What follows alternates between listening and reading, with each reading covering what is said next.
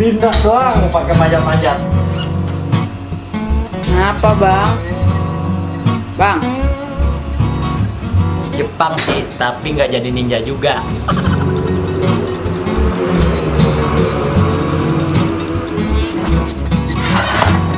Assalamualaikum. Sesuai dengan janji gua pada video sebelumnya, kali ini gue mau review gerinda tangan dari brand Jepang dengan range harga yang paling rendah dari masing-masing merek. Kali ini asli Jepang ya, bukan Japan teknologi kayak kemarin. Ini Ryobi. Ini dulunya Hitachi. Ini ada yang tahu? Bener.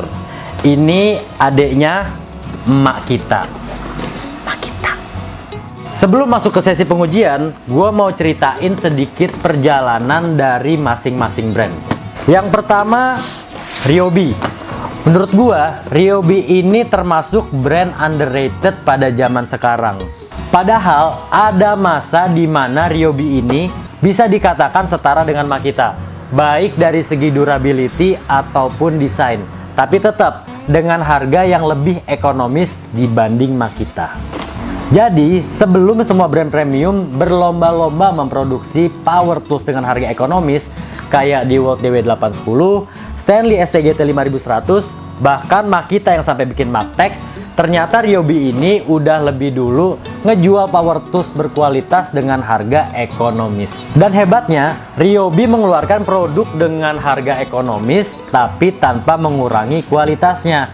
Saat itu ya, saat ini ya kita lihat nanti. Kalau ada yang nanya, Ryobi ini brand Jepang atau brand Cina? Jadi gini, secara brand, Ryobi ini asli Jepang, tapi pusat produksi tetap di Cina, di bawah naungan Tektronix Industries. Barengan sama Milwaukee, AEG, dan juga Hart. Brand premium semua tuh. Selanjutnya, ini kalau emak-emak yang nonton, taunya nih merek cuma ngeluarin produk kompor doang. Hitachi emang palu gada. Perusahaan yang dibangun pada tahun 1910 ini nggak cuma bikin gerinda sama kompor doang. Di dunia otomotif ada alternator dan starter motor. Di kalangan anak komputer, Hitachi pasti bilangnya merek laptop atau hard disk. Kalau ngobrol sama Kuproy, Hitachi pasti dikira ekskavator atau bulldozer. Kalau nanya sama emak-emak, ya kulkas sama kompor. Perubahan nama dari Hitachi ke Haikoki diresmikan pada Oktober 2018 dan ini hanya berlaku untuk power tools-nya aja. Kompornya tetap. Nama Haikoki berasal dari gabungan bahasa Inggris Hai dan Koki yang berasal dari istilah dalam bahasa Jepang yang artinya industrial machines atau mesin industri. Untuk kualitas dan durability, brand ini punya image yang cukup bagus. Tapi gue nggak tahu dengan perubahan nama ini image-nya akan tetap sama atau mungkin lebih bagus. Ya kita lihat aja beberapa tahun ke depan. Yang ini nggak usah gue kenalin lah. Intinya ini produk downgrade dari Makita. Maksudnya ini versi ekonomisnya Makita dengan parts dan build quality yang tetap di bawahnya Makita. Tapi tetap quality controlnya ya di bawahnya Makita. Pokoknya di bawahnya Makita lah. Untuk sejarah nama Magtech, ya kalian googling aja karena udah banyak banget yang bahas.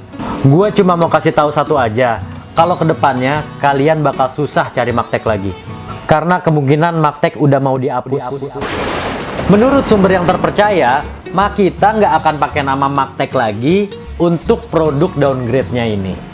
Kedepannya, Magtech akan berubah nama jadi Makita MT Series dengan tetap mempertahankan warna orange-nya, tapi tanpa embel-embel nama Magtech.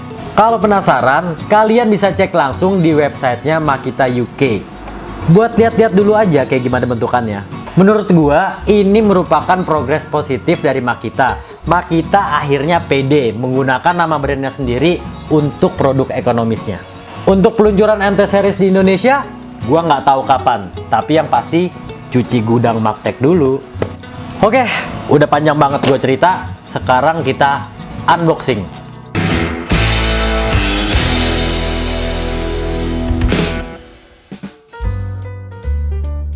Yang pertama gue mulai dari Ryobi dulu. Ini tipe HG650.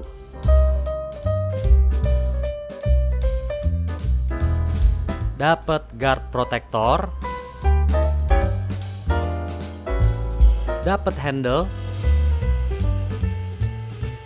kunci spindle,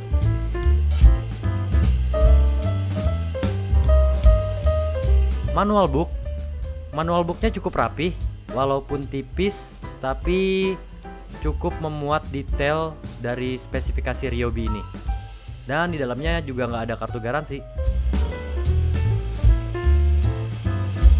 Kayaknya dapatnya cuma itu doang, berarti sekarang kita langsung ke unitnya. Oke, ini dia penampakannya. Modelnya switch samping. Kalau dari depan ke belakang, secara build quality rapih banget. Sekarang gue mulai dari bagian head dulu. Headnya ini bagus banget.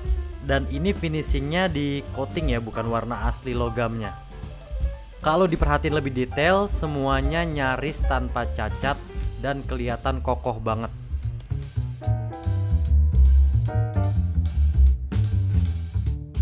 Nah, ini bagian yang nentuin kenyamanan. Bagian switchnya enak banget, kelihatan kokoh dan nggak kerasa ada oblaknya sama sekali. Beda kayak waktu gue nyobain Grinda Premium Amerika yang rada kurang Lubang ventilasinya dikit banget. Gua nggak tahu nanti bisa ngebuang panas dengan baik atau enggak. Jadi kesimpulannya secara build quality menurut gue ini rapih banget. Apalagi moldingan plastiknya juga nggak kelihatan asal-asalan, walaupun ini termasuk kategori Grinda ekonomis. Gua kira cukup untuk review build quality-nya. Sekarang gue pengen ukur panjang kabelnya.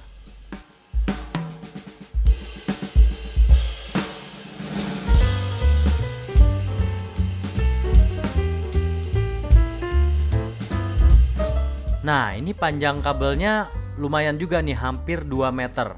Oke, good. Segitu aja Ryobi, jadi intinya nggak dapet garansi, nggak dapet bonus cutting wheel, apalagi carbon brush. Ini udah secara keseluruhan. Tapi overall gue cukup puas lah dengan melihat build quality-nya. Sekarang kita lanjut ke Grinda berikutnya. Nah, ini dia Haikoki. Kalau kalian baca di sini, proudly designed in Japan. Ini tipenya G10 SS2. Kita langsung aja unboxing.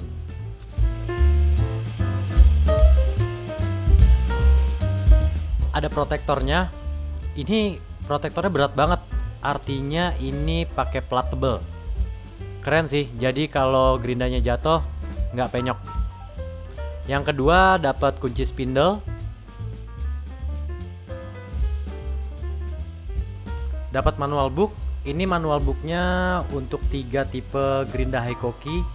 Dan ini tebal juga karena bahasanya masih komplit. Apakah ada kartu garansinya? Kayaknya nggak ada. Ternyata nggak dapat kartu garansi juga. Berarti kita bisa langsung ke unitnya. Bonusnya cuma dapat itu aja ya, cutting wheelnya juga nggak dapat. Nah, ini dia penampakannya. Ternyata desainnya Grinda Jepang tuh simple-simple banget ya, nggak banyak lekukan-lekukan. Ini juga cuma aksen aja, ventilasinya kecil lubangnya, tapi ada banyak, bahkan sampai ke belakang. Sekarang gue mulai dari bagian headnya dulu. Nah, gue pribadi suka banget sama desain headnya kayak Optimus Prime. Nah, ini permukaannya juga gue suka yang kayak gini ya, nggak di coating, tapi dibiarin warna asli logamnya. Dan ini spindlenya juga kokoh banget, nggak ada oblak sama sekali. Spindle locknya perfect, kenceng banget buat nahan, dan dorongan pernya juga kuat banget. Jadi mungkin kedepannya nggak akan nemu masalah spindle lock yang oblak-oblak ya. Sekarang ke switchnya. Ini juga perfect banget, nggak ada goyangnya sama sekali. Setelah ngeliat Ryobi dan sekarang Haikoki, gue berani simpulin kalau kualitas molding plastik Grinda Jepang lebih presisi daripada Grinda Amerika. Untuk versi yang sama-sama ekonomis ya. Untuk bagian belakang ada ventilasinya.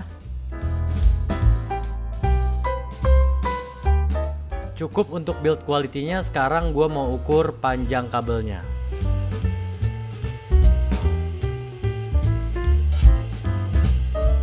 Kabelnya cukup panjang juga, sekitar 1,8 meter. Oke, gua rasa cukup untuk Hikoki. Kita bisa langsung lanjut ke Magtek. Nah, ini sekarang kita ke gerinda favoritnya para tukang, Magtek MT90. Langsung aja kita unboxing. Nah, gini dong, tenang, ada kartu garansinya. Ini dapat brosur. Ini kayaknya brosurnya Makita untuk produk cordless-nya.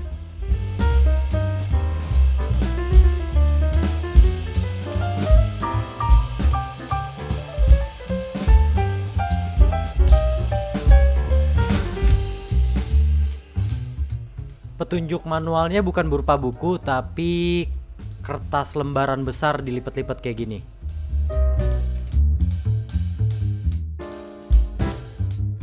Kita lanjut, dapat apa lagi setelah ini? Ini ada kunci spindle.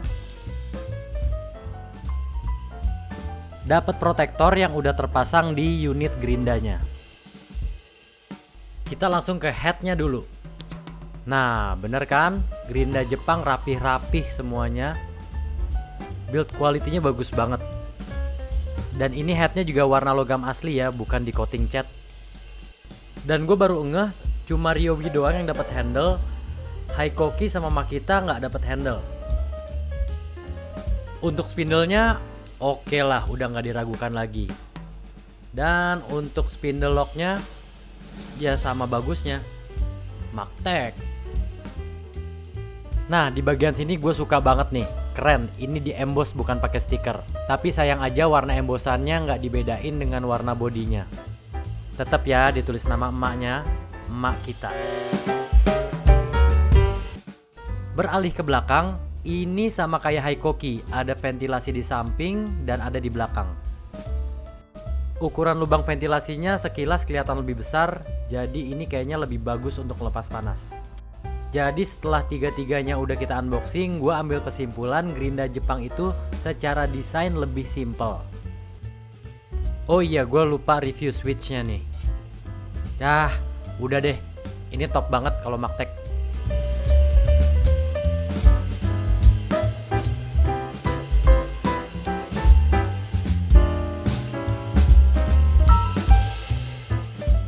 Untuk panjang kabelnya sendiri, ini panjang banget, hampir 2 meter. Kalau gua ukur ini sekitar 1,9 meter. Oke, cukup untuk unboxing Magteknya. Sekarang gue pengen nunjukin ke kalian gerinda mana yang paling slim di antara ketiganya.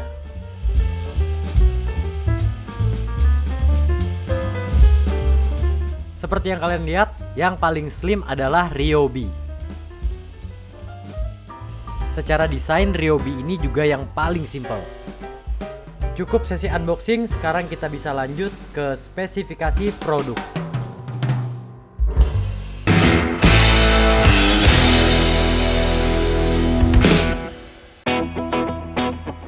Ryobi HG650 mempunyai daya input 650 Watt, kecepatan tanpa beban 11.000 rpm, berat 1,8 kg, diameter batu gerinda 100 mm atau 4 inch, ulir spindle gerinda 10 mm.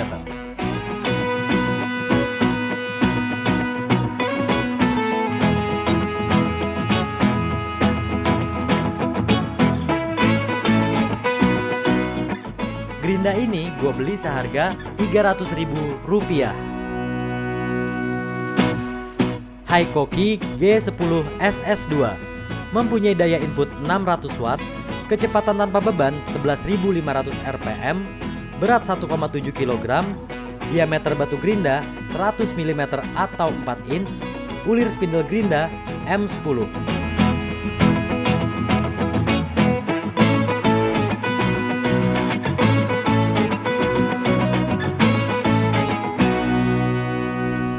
Gerinda ini dijual seharga Rp375.000.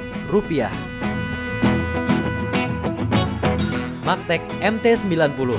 Mempunyai daya input 540 Watt, kecepatan tanpa beban 12.000 rpm, berat 1,6 kg, diameter batu gerinda 100 mm atau 4 inch, diameter ulir spindle gerinda M10.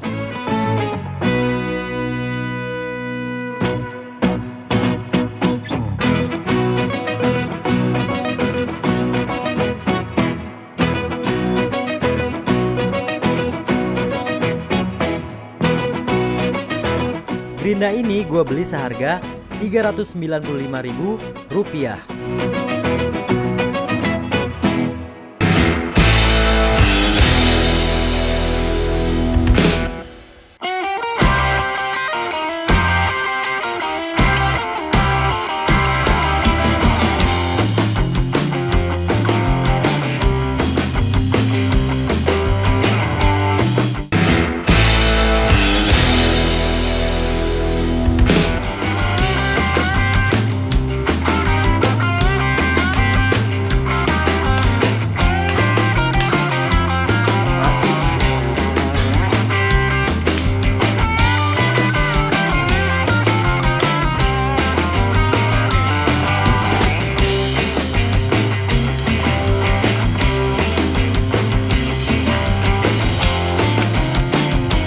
Ini gue pengen nyoba Hitachi ya di stok kontak yang sama.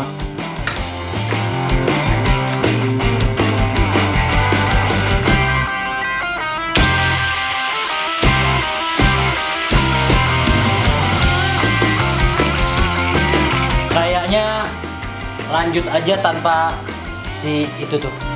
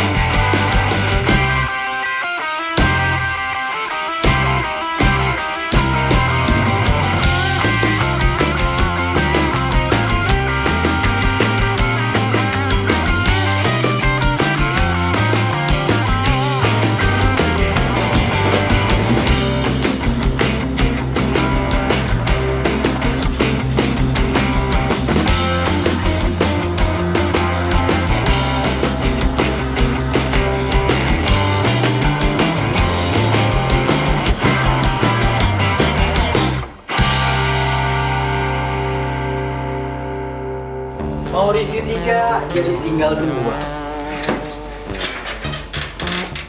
Mohon maaf teman-teman sebangsa dan setanah air, niatnya nge-review 3, yang satu udah hara kiri duluan. Gua langsung aja mau kasih penilaian. Jadi secara fungsi, dari 2 gerinda yang berhasil gua review sampai selesai, hasilnya adalah draw. Tapi tetap ada plus minusnya. Karena terus terang performanya sama-sama bagus waktu proses pemotongan tadi.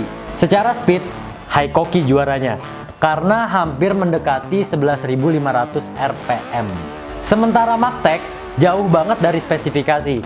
Yang tertulis 12.000 RPM, tapi tadi pada faktanya cuma sekitar 10.700 RPM. Beda sekitar 1.300 RPM. Tapi gue coba cari pembenaran buat Magtek nih. Mungkin aja kalau voltasenya nyampe 240 volt, mungkin RPM-nya nyampe 12.000. Tapi mungkin ya. Untuk tingkat kebisingan, Haikoki menang banyak dibanding Magtek. Tingkat vibrasinya juga rendah banget, jadi tangan nggak gampang kesemutan. Jadi kalau melebay, gue bisa bilang Haikoki ini silent engine. Sementara Magtek yang RPM-nya nggak kencang-kencang banget mengingatkan gue pada Stanley SG7100 yang pernah gue review pada video sebelumnya. Tapi gue coba cari pembenaran lagi nih. Mungkin ruangan gue di sini yang tingkat penyerapan suaranya kurang bagus. Jadi suaranya mantul-mantul. Untuk temperatur termasuk adem. Ya rata-rata lah dengan gerinda premium ekonomis pada umumnya. Jadi menurut analisa gue ngerasain ada dorongan angin yang kuat banget yang asalnya dari kipas armaturnya. Dari ventilasi ini nih. Sebenarnya keganggu banget ke muka, tapi mungkin dorongan angin itu yang ngebantu pelepasan panas dari gearheadnya. Kembali lagi ke sini. Terus terang, gue belum tahu ini masalahnya apa. Kemungkinan paling sederhananya, paling kabelnya kelipet. Jadi serabutnya mungkin ada yang putus. Kalau mau masuk ke dalam lagi, karena ini gerinda baru, ada beberapa kasus yang karbon brushnya kurang ngeplak ke komutator. Jadi harus diputar-putar dulu. Kalau kerusakannya lebih dari itu, kacau sih. Mana gerinda baru, nggak ada garansi pula. Mungkin ini bisa jadi konten gue selanjutnya untuk ngeliat kerusakan si Ryobi ini. Oke, sekian video gue kali ini. Terima kasih buat kalian yang udah nonton sampai habis. Review gue ini berdasarkan pendapat pribadi gue sebagai user. Tidak ada keterikatan dengan brand manapun, apalagi niat menjatuhkan brand tertentu. Mohon maaf kalau ada kekurangan dan di luar skenario ada yang hara kiri duluan nih. Kalau ada kritik dan masukan, silahkan kalian tulis di kolom komentar di bawah. Like, share, dan subscribe kalau kalian suka dengan videonya. Arigatou gozaimasu. Dan assalamualaikum warahmatullahi wabarakatuh.